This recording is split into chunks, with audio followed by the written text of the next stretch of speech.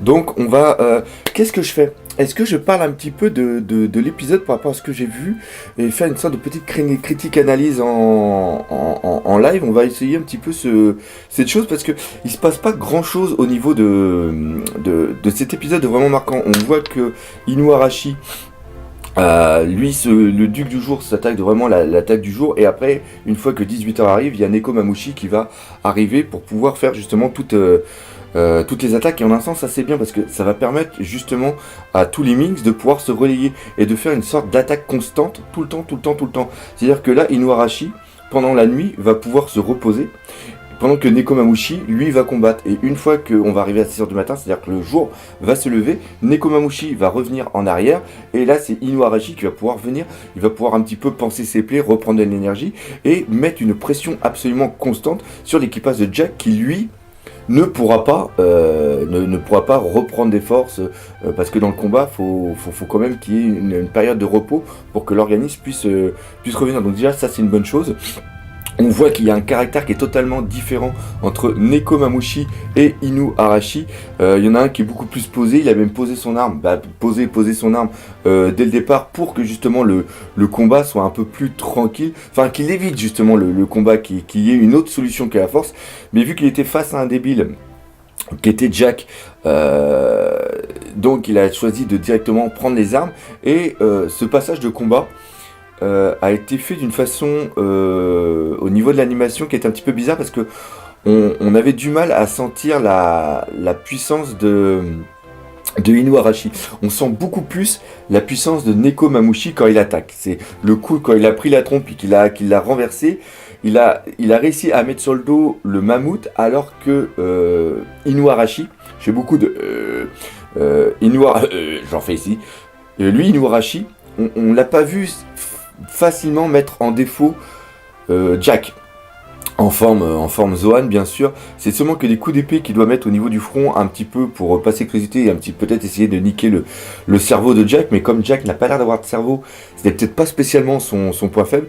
Mais ce qui était vraiment bien, par contre, au niveau de l'animation, comment était fait déjà tout le début. Je vous invite à regarder à nouveau l'épisode. Vous verrez que il y avait énormément de brillance au niveau des personnages. Il y avait aussi des muscles qui étaient quand même assez gros. Et ça, c'est un point vraiment propre à Naoto Shishida. On voyait aussi la fumée et aussi les bras, la manière dont c'était fait. Et c'était vraiment très très beau. J'ai vraiment adoré. Et aussi le choix, quand il y a eu toute une journée de combat, de mettre des passages de dessin qui étaient un petit peu, je dirais, brochés. Ça avait été repris dans le film Alabasta, quand il y avait le final de chaque combat au niveau de Zoro, Nami, Chopper, Usopp. Je sais pas si Senji aussi, je sais pas si je l'avais dit. Il y avait un coup final, puis après ça faisait ça, puis il y avait une sorte de travelling dessus. Donc ça, c'était quand même assez beau. Et on voit quand même que même par la puissance sicilienne était vraiment excellent. On voit quand même qu'ils en ont chié. C'est ça qui était assez fou. Donc en face, t'as quand même Jack qui est important. Et Jack, il y a 1 milliard de berries. Et à un moment, quand on voit Jack qui se transforme en mec normal, c'est-à-dire que quand de la forme Zoan, il passe à la forme humaine, on voit que c'est marqué 10 avec quelque chose. Il faut savoir qu'au Japon, excusez-moi, c'est le matin, c'est pour ça. Il faut savoir qu'au Japon, quand ils disent les chiffres, ils disent pas 1 milliard, mais ils disent 10 centaines de millions. C'est par rapport à leur manière de compter. Donc c'est pour ça qu'il y a un 10.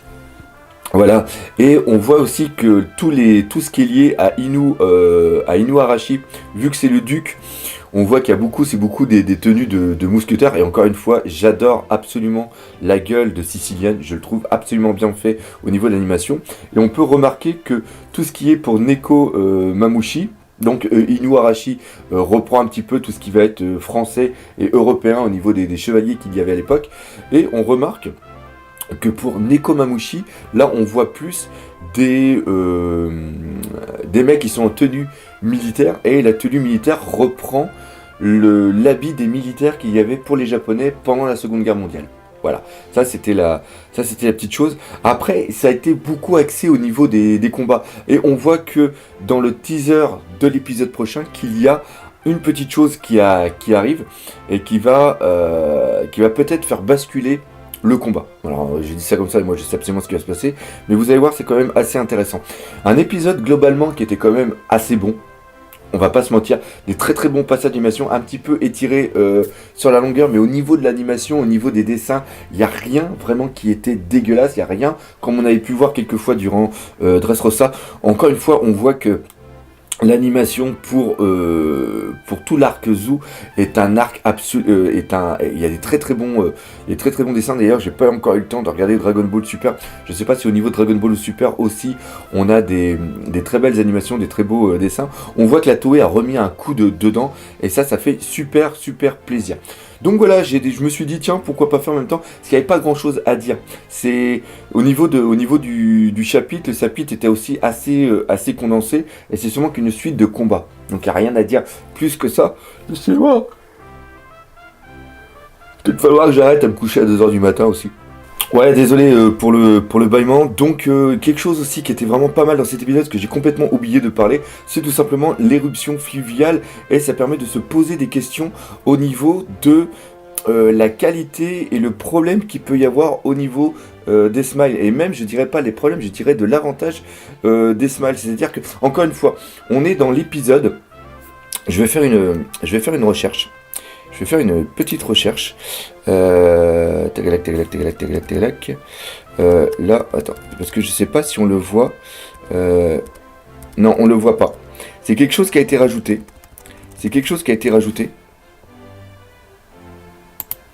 Hop, tac, hop. Hop. Ok, donc ça on le voit. Hop. Je fais beaucoup de hop. Je suis en train de regarder quelque chose par rapport au chapitre.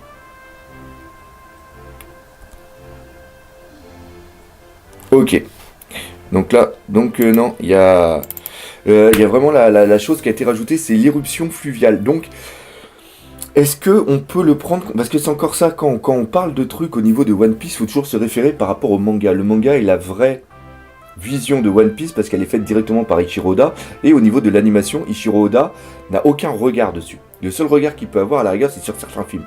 Mais ça, c'est une vision du manga faite pour l'anime. Et là, ils ont décidé de rajouter l'éruption fluviale, et on voit que même si ce sont des smiles, normalement, avec l'éruption, ils auraient dû se laisser prendre par la, comment ça s'appelle, par les flots, un peu comme ce qui s'est passé quand justement on voit Sanji et son équipage arriver, et qu'il y a Nami qui va sauver Brook et aussi Chopper. Et Momonosuke, je crois aussi, parce qu'ils sont toujours parce que c'est des utilisateurs de fruits du démon, et justement quand ils sont au niveau de l'eau, ils perdent leur force. Voilà. En un sens, ils savent toujours nager, mais ils n'ont plus la force de nager. Voilà, parce que ça, c'est aussi un truc que beaucoup de personnes avaient du mal à... Il y a quelques personnes qui avaient du mal à saisir. Elles disaient, ouais, à cause de l'eau, ils peuvent plus nager. Ouais, en un sens, ils peuvent plus nager, c'est ça. Ils n'ont plus la force de nager. Donc là, tout simplement, c'est qu'on voit que les gifters, ceux qui ont justement eu les smiles, et les smiles, ce sont des fruits du démon artificiel, ils n'ont pas l'air d'être faibles avec l'eau.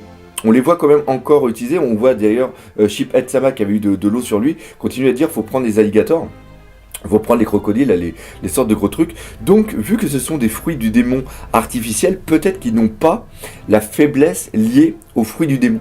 Voilà. Je sais pas ce que vous en pensez concrètement, dites-le moi au niveau des commentaires, mais ça serait bon à voir si Eiichiro Oda, plus tard, prendra a vraiment dans sa tête cette utilisation du smile. Parce que ça peut être vraiment très très bon. Voir que les fruits du démon, justement artificiels ou faits autrement, hein, ça je vous envoie une théorie, peuvent enlever justement le problème qu'il y a avec cette faiblesse au niveau de l'eau.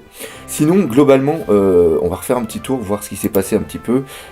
Le dessin de Jack était vraiment absolument magnifique. Ça fait super plaisir de voir ça. Et vous remarquerez aussi qu'il y a une grosse différence au niveau de l'animation entre les animateurs, surtout vers la fin. C'est beaucoup plus... On voit que les poils sont mieux faits, par exemple. Il y a plus d'aspect au niveau de la fourrure, et c'est totalement différent. Voilà. Qu'est-ce qu'il y avait d'autre? Rien de vraiment super intéressant. À dire de plus. Hein. Ah si, on remarque aussi quelque chose, c'est-à-dire que Nekomamushi a une putain de cicatrice au niveau de juste là, et on voit aussi que Inuarashi a aussi cette cicatrice au niveau de l'œil. Je ne sais pas si c'est sur le même œil, lui ça a l'air d'être sur l'œil gauche, et Inuarashi, quand est-ce que je vais le voir, notre petit père Inuarashi?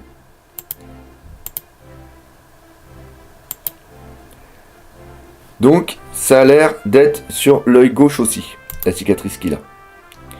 Donc voilà. Savoir comment ils ont eu ces... Enfin, c'est pas cicatrice, c'est juste sur le côté de l'œil. Là, d'ailleurs, on ne le voit pas.